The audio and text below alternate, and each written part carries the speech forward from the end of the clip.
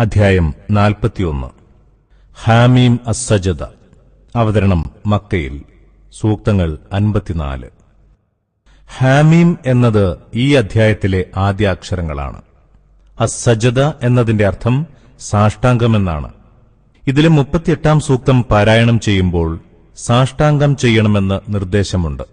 അതിനാൽ സാഷ്ടാംഗത്തിന്റെ സൂക്തം ഉൾക്കൊള്ളുന്നത് എന്ന നിലയിലാണ് അസ്സജദ എന്ന തലക്കെട്ട് നൽകിയത്. ഹാമീം എന്നത് ആദ്യാക്ഷരങ്ങളെന്ന നിലയിലും. ഈ അധ്യായത്തിന് ഫുസ്സിലത്ത് എന്ന മറ്റൊരു നാമം കൂടിയുണ്ട്. മക്കയിലെ വിശ്വാസികൾ ശത്രുക്കളുടെ എതിർപ്പ് സഹിക്കാനാവാതെ എത്യോപ്യയിലേക്ക് പലായനം ചെയ്തതിന്റെ തൊട്ടുടനെയാണ് ഇത് അവതീർണമായത്. ഇസ്ലാമിന്റെ വളർച്ച തടയാൻ ശത്രുക്കൾ നടത്തിക്കൊണ്ടിരുന്ന കുൽസിത ശ്രമങ്ങളെ നിരൂപണം ചെയ്യുന്നതോടൊപ്പം അവ വിജയിക്കുകയില്ലെന്ന് സമർത്ഥിക്കുകയും ചെയ്യുന്നതാണ് ഉള്ളടക്കം. സത്യവിശ്വാസികളിൽ ഇത് പ്രതീക്ഷയും പ്രതിയോഗികളിൽ നിരാശയും വളർത്തുന്നു. ബിസ്മില്ലാഹിർ റഹ്മാനിർ റഹീം.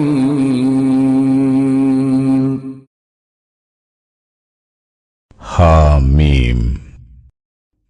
പരമകാരുണികനും ദയാപരനുമായ അല്ലാഹുവിൽ നിന്ന് അവതീർണമായതാണിത്.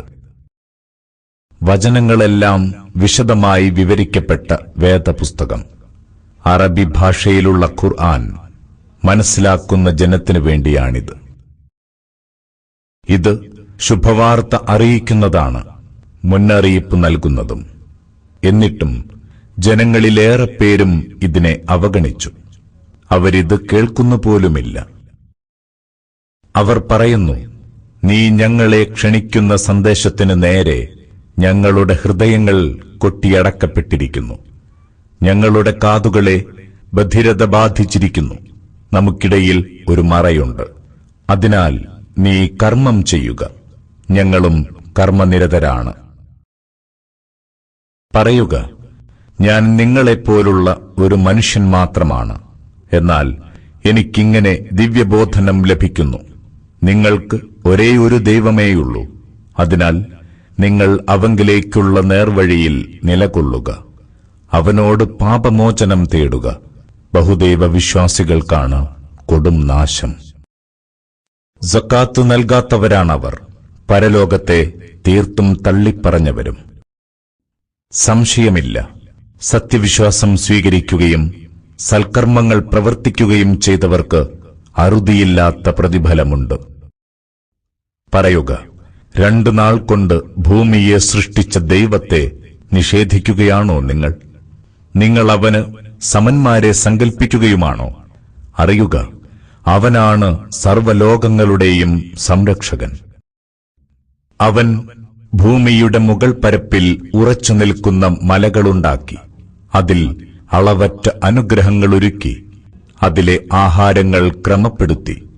4 നാളുകളിലായാണ് ഇതൊക്കെ ചെയ്തത്. ആവശ്യക്കാർക്കെല്ലാം ശരിയായ അനുപാതത്തിലാണ് അതിൽ ആഹാരമൊരുക്കിയത്. പിന്നെ അവൻ ആകാശത്തിനു നേരെ തിരിഞ്ഞു. അത് പുകയായിരുന്നു. അതിനോടും ഭൂമിയോടും അവൻ പറഞ്ഞു, ഉണ്ടായി വരിക, നിങ്ങൾ ഇഷ്ടപ്പെട്ടാലും ഇല്ലെങ്കിലും.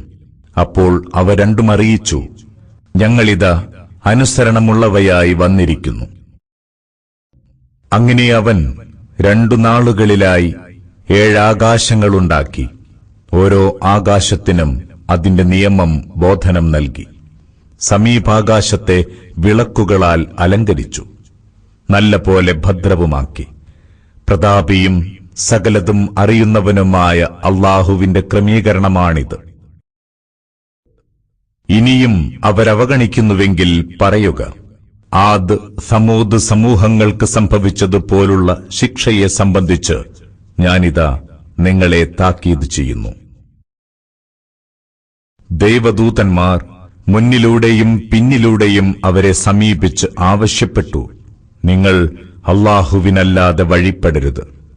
അപ്പോൾ അവർ പറഞ്ഞു, ഞങ്ങളുടെ നാഥൻ ഇച്ഛിച്ചിരുന്നെങ്കിൽ അവൻ മലക്കുകളെ ഇറക്കുമായിരുന്നു. അതിനാൽ ഏതൊരു സന്ദേശവുമായാണോ നിങ്ങളെ അയച്ചിരിക്കുന്നത്, ആ സന്ദേശത്തെ ഞങ്ങൾ തള്ളിക്കളയുന്നു. അങ്ങനെ ആദ് സമുദായം ഭൂമിയിൽ അനർഹമായി അഹങ്കരിച്ചു. അവർ പറഞ്ഞു, ഞങ്ങളെക്കാൾ കരുത്തുള്ള ആരുണ്ട്? അവരെ പടച്ച അല്ലാഹു അവരെക്കാൾ എത്രയോ കരുത്തനാണെന്ന് അവർ കാണുന്നില്ലേ? അവർ നമ്മുടെ വചനങ്ങളെ നിഷേധിക്കുന്നവരായിരുന്നു. അവസാനം നാം ദുരിതം നിറഞ്ഞ നാളുകളിൽ അവരുടെ നേരെ അത്യുഗ്രമായ കൊടുങ്കാറ്റയച്ചു. ഐഹിക ജീവിതത്തിൽ തന്നെ അവരെ അപമാനകരമായ ശിക്ഷ ആസ്വദിപ്പിക്കാനായിരുന്നു അത്. പരലോക ശിക്ഷ ഇതിനേക്കാൾ എത്രയോ കൂടുതൽ അപമാനകരമാണ്. അവർക്കെങ്ങുനിന്നും ഒരു സഹായവും കിട്ടുകയില്ല. എന്നാൽ സമൂദിന്റെ സ്ഥിതിയോ, നാം അവർക്ക് നേർവഴി കാണിച്ചു കൊടുത്തു. എന്നാൽ നേർവഴി കാണുന്നതിനേക്കാൾ അവരിഷ്ടപ്പെട്ടത് അന്ധതയാണ്. അതിനാൽ അപമാനകരമായ കൊടിയ ശിക്ഷ അവരെ പിടികൂടി. അവർ പ്രവർത്തിച്ചുകൊണ്ടിരുന്നതിന്റെ ഫലമായിരുന്നു അത്. സത്യവിശ്വാസം സ്വീകരിക്കുകയും ഭക്തി പുലർത്തുകയും ചെയ്തവരെ നാം രക്ഷപ്പെടുത്തി. ദൈവത്തിന്റെ ശത്രുക്കളെ നരകത്തിലേക്ക് നയിക്കാനായി ഒരുമിച്ച് ചേർക്കുന്ന നാളിനെക്കുറിച്ച് ഓർത്തുനോക്കുക. അവരവിടെ എത്തിയാൽ അവർ പ്രവർത്തിച്ചുകൊണ്ടിരുന്നതിന്റെ ഫലമായി അവരുടെ കാതുകളും കണ്ണുകളും ചർമ്മങ്ങളും അവർക്കെതിരെ സാക്ഷ്യം വഹിക്കും. അപ്പോൾ അവർ തൊലിയോട് ചോദിക്കും, നിങ്ങൾ എന്തിനാണ് ഞങ്ങൾക്കെതിരെ സാക്ഷ്യം വഹിച്ചത്? അവ പറയും, സകല വസ്തുക്കൾക്കും സംസാര കഴിവ് നൽകിയ അല്ലാഹു ഞങ്ങളെയും സംസാരിപ്പിച്ചു. അവനാണ് ആദ്യ തവണ നിങ്ങളെ സൃഷ്ടിച്ചത്. നിങ്ങൾ തിരിച്ചു ചെല്ലേണ്ടതും അവങ്കലേക്ക് തന്നെ. നിങ്ങളുടെ കാതുകളും കണ്ണുകളും ചർമ്മങ്ങളും നിങ്ങൾക്കെതിരെ സാക്ഷ്യം വഹിക്കുമെന്ന് നിങ്ങൾ കരുതിയിരുന്നില്ല. അതിനാൽ നിങ്ങൾ അവയിൽ നിന്നൊളിഞ്ഞിരിക്കാറുണ്ടായിരുന്നില്ല. നിങ്ങൾ പ്രവർത്തിച്ചുകൊണ്ടിരിക്കുന്നതിലേറെയും അല്ലാഹു അറിയില്ലെന്നാണ് നിങ്ങൾ ധരിച്ചിരുന്നത്. അതായിരുന്നു നിങ്ങളുടെ നാഥനെപ്പറ്റി നിങ്ങളുടെ വിചാരം. അതു നിങ്ങളെ നശിപ്പിച്ചിരിക്കുന്നു. അങ്ങനെ നിങ്ങൾ എല്ലാം നഷ്ടപ്പെട്ടവരിൽ പെട്ടുപോയി. ഇനിയിപ്പോൾ അവരെത്ര ക്ഷമിച്ചാലും നരകം തന്നെയാണ് അവരുടെ താവളം. അവരെത്ര വിട്ടുവീഴ്ച തേടിയാലും വിട്ടുവീഴ്ച കിട്ടുകയുമില്ല. നാം അവർക്ക് ചില കൂട്ടുകാരെ ഉണ്ടാക്കിക്കൊടുത്തു. ആ കൂട്ടുകാർ അവരുടെ മുന്നിലുള്ളതും പിന്നിലുള്ളതും അവർക്ക് അലങ്കൃതമായി തോന്നിപ്പിച്ചു. അതോടെ അവർക്ക് ശിക്ഷ സ്ഥിരപ്പെട്ടു.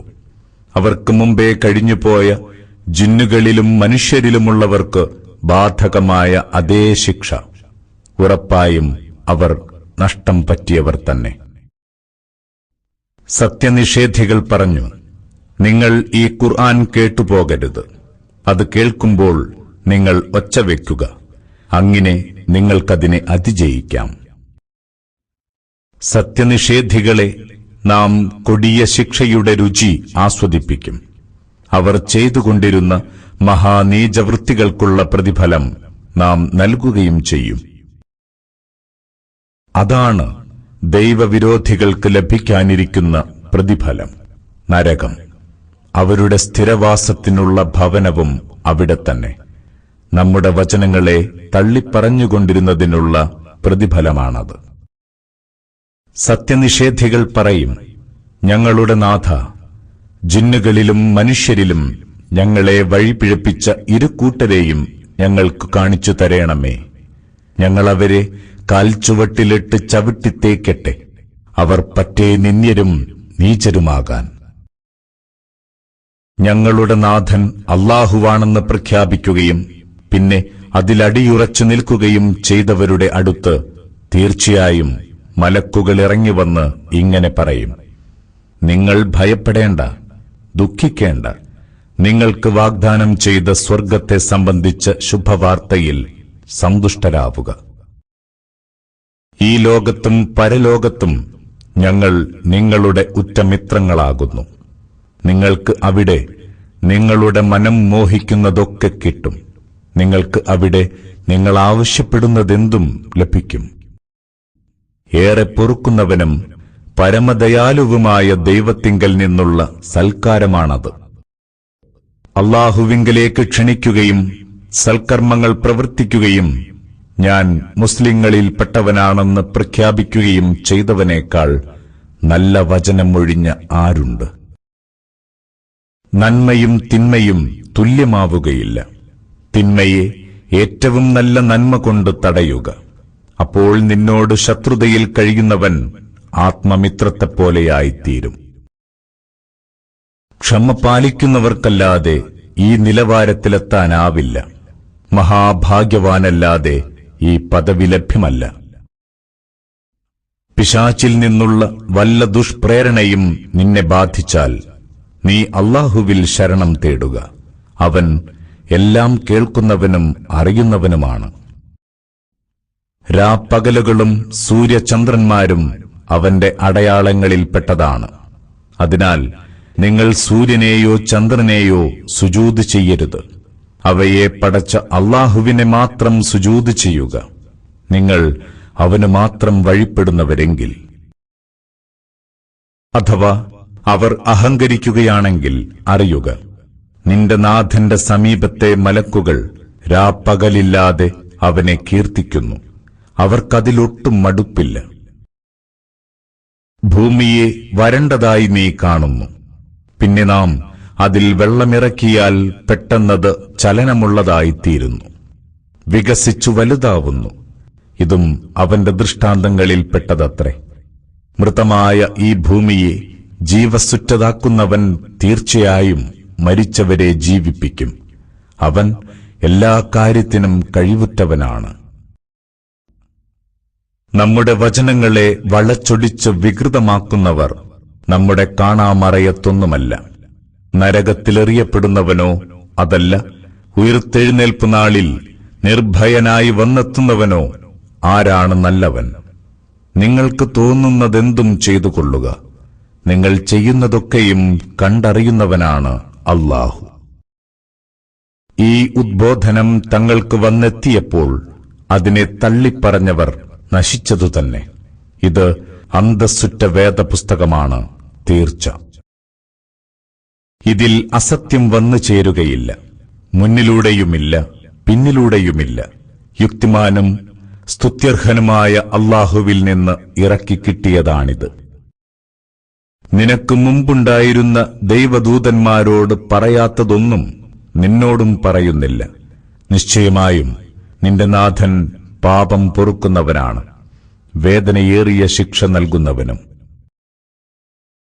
നാം ഇതിനെ അറബിയല്ലാത്ത മറ്റേതെങ്കിലും ഭാഷയിലെ ഖുർആൻ ആക്കിയിരുന്നുവെങ്കിൽ അവർ പറയുമായിരുന്നു, എന്തുകൊണ്ട് ഇതിലെ വചനങ്ങൾ വ്യക്തമായി വിശദമാക്കപ്പെടുന്നില്ല? ഗ്രന്ഥം അനറബിയും പ്രവാചകൻ അറബിയുമാവുകയോ? പറയുക, സത്യവിശ്വാസികൾക്ക് ഇത് വ്യക്തമായ വഴികാട്ടിയാണ്, ഫലവത്തായ ശമനൌഷധവും. വിശ്വസിക്കാത്തവർക്കോ അവരുടെ കാതുകളുടെ കേൾവി കെടുത്തിക്കളയുന്നതാണ്, കണ്ണുകളുടെ കാഴ്ച നശിപ്പിക്കുന്നതും. ഏതോ വിദൂരതയിൽ നിന്ന് വിളിക്കുന്നത് പോലെ അവ്യക്തമായ വിളിയായാണ് അവർക്കനുഭവപ്പെടുക. മൂസാക്കും നാം വേദം നൽകിയിരുന്നു. അപ്പോൾ അതിന്റെ കാര്യത്തിലും ഭിന്നിപ്പുകളുണ്ടായിരുന്നു. നിന്റെ നാഥന്റെ കൽപ്പന നേരത്തെ ഉണ്ടായിട്ടില്ലായിരുന്നുവെങ്കിൽ അവർക്കിടയിൽ ഇപ്പോൾ തന്നെ തീർപ്പ് കൽപ്പിക്കപ്പെടുമായിരുന്നു. സംശയമില്ല, അവരിതേപ്പറ്റി സങ്കീർണമായ സംശയത്തിലാണ്. ആരെങ്കിലും നന്മ ചെയ്താൽ അതിന്റെ ഗുണം അവനു തന്നെയാണ്. വല്ലവനും തിന്മ ചെയ്താൽ അതിന്റെ ദോഷവും അവനു തന്നെ. നിന്റെ നാഥൻ തന്റെ ദാസന്മാരോട് തീരെ അനീതി ചെയ്യുന്നവനല്ല. ആ അന്ത്യസമയം സംബന്ധിച്ച അറിവ് അല്ലാഹുവിന് മാത്രമേയുള്ളൂ. അവന്റെ അറിവോടെയല്ലാതെ പഴങ്ങൾ അവയുടെ പോളകളിൽ നിന്ന് പുറത്തുവരികയോ ഒരു സ്ത്രീയും ഗർഭം ചുമക്കുകയോ പ്രസവിക്കുകയോ ഇല്ല. അവൻ അവരോടിങ്ങനെ വിളിച്ചു ചോദിക്കുന്ന ദിവസം, എന്റെ പങ്കാളികളെവിടെ? അവർ പറയും, ഞങ്ങളിതാ നിന്നെ അറിയിക്കുന്നു, ഞങ്ങളിലാരും തന്നെ അതിന് സാക്ഷികളല്ല. അവർ നേരത്തെ വിളിച്ചു പ്രാർത്ഥിച്ചിരുന്നവയെല്ലാം അവരിൽ നിന്ന് വിട്ടകന്നു പോകും.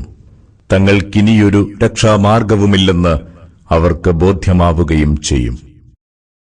നന്മ തേടുന്നതിൽ മനുഷ്യനൊട്ടും മടുപ്പനുഭവപ്പെടുന്നില്ല. എന്നാൽ വല്ല വിപത്തും അവനെ ബാധിച്ചാലോ അവൻ മനം മടുത്തവനും കടുത്ത നിരാശനുമായി തീരുന്നു. അവനെ ബാധിച്ച വിപത്ത് വിട്ടൊഴിഞ്ഞ ശേഷം നമ്മുടെ അനുഗ്രഹം നാം അവനെ ആസ്വദിപ്പിച്ചാൽ തീർച്ചയായും അവൻ പറയും, ഇത് എനിക്ക് അവകാശപ്പെട്ടതു തന്നെയാണ്. അന്ത്യസമയം ആസന്നമാകുമെന്ന് ഞാൻ കരുതുന്നില്ല. അഥവാ ഞാൻ എന്റെ നാഥന്റെ അടുത്തേക്ക് തിരിച്ചയക്കപ്പെട്ടാലും എനിക്ക് അവന്റെ അടുത്ത് നല്ല അവസ്ഥയാണുണ്ടാവുക. എന്നാൽ ഇത്തരം സത്യനിഷേധികൾക്ക് അവർ പ്രവർത്തിച്ചുകൊണ്ടിരുന്നതിനെപ്പറ്റി നാം വിവരമറിയിക്കും. കഠിനമായ ശിക്ഷ അവരെ ആസ്വദിപ്പിക്കും. മനുഷ്യന് നാം വല്ല ഔദാര്യവും ചെയ്യുമ്പോൾ അവനത് അവഗണിക്കുന്നു, അഹന്ത നടിക്കുന്നു. വല്ല വിപത്തും അവനെ ബാധിച്ചാലോ അവനതാ ദീർഘമായ പ്രാർത്ഥനയിലേർപ്പെടുന്നു. ചോദിക്കുക, ഈ ഖുർആൻ അല്ലാഹുവിൽ നിന്നുള്ളതു തന്നെയായിരിക്കുകയും എന്നിട്ട് നിങ്ങൾ അതിനെ തള്ളിപ്പറയുകയും അങ്ങനെ ഇതിനോടുള്ള എതിർപ്പിൽ ഏറെ ദൂരം പിന്നിട്ടവനായി തീരുകയുമാണെങ്കിൽ അവനേക്കാൾ പിഴച്ചവനായി ആരാണുണ്ടാവുകയെന്ന് നിങ്ങൾ ചിന്തിച്ചു നോക്കിയിട്ടുണ്ടോ? അടുത്തുതന്നെ വിവിധ ദിക്കുകളിലും അവരിൽ തന്നെയും നമ്മുടെ ദൃഷ്ടാന്തങ്ങൾ നാം അവർക്ക് കാണിച്ചു കൊടുക്കും. ഈ ഖുർആൻ സത്യമാണെന്ന് അവർക്ക് വ്യക്തമാകും വിധമായിരിക്കുമത്. നിന്റെ നാഥൻ സകല സംഗതികൾക്കും സാക്ഷിയാണെന്ന കാര്യം തന്നെ പോരെ അവരതിൽ വിശ്വാസമുള്ളവരാകാൻ. അറിയുക, തീർച്ചയായും ഈ ജനം തങ്ങളുടെ നാഥനെ കണ്ടുമുട്ടുമെന്ന കാര്യത്തിൽ സംശയത്തിലാണ്. ഓർക്കുക, അവൻ സകല സംഗതികളെയും വലയം ചെയ്യുന്നവനാണ്.